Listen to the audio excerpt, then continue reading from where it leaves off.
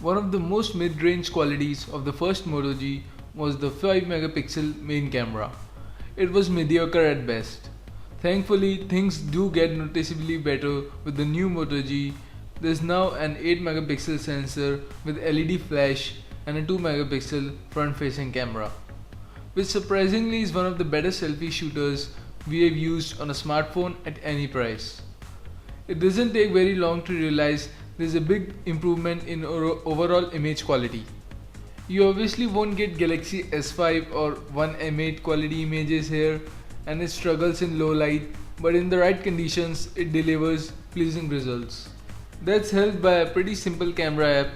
This is not the stock one you find out on most Android phones though.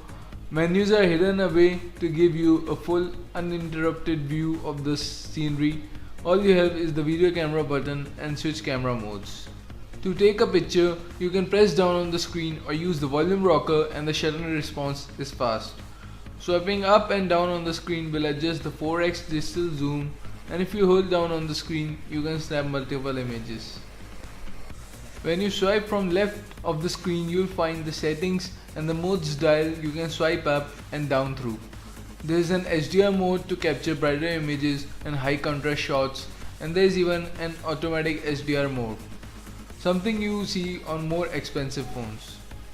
Additionally, you can adjust flash, use bracket to control focus and exposure, add location information, shoot in panorama mode, and turn off the shutter sound. The camera is set up to take photos in 6 megapixel mode, 16 by 16:9 aspect ratio, so you need to go into settings to adjust and shoot in maximum 4:3 aspect 8 megapixel quality. The detail and colors are a big step up from the first Moto G. You can capture some rewarding close-up images, and noise isn't a problem in good lighting.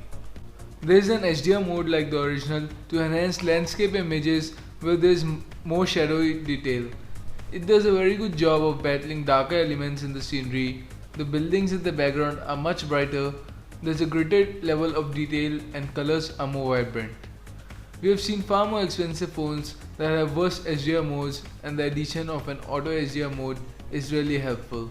When you need to shoot in low light, things are not so impressive, images are noticeably noisy, and the autofocus struggles here. Photos taken outdoors at night appear very grainy and can look very washed out.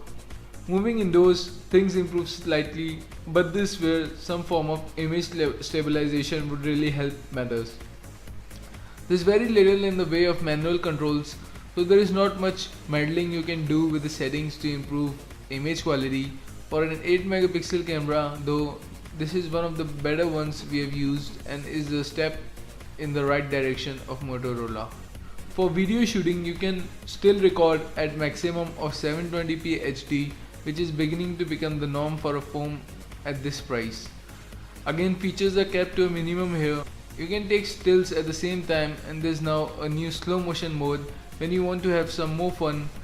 Footage on this phone looks pretty good until you watch it back on a computer, where you will notice things are not as smooth or sharp as it initially appears. So that was the camera performance of the Moto G 2nd Gen.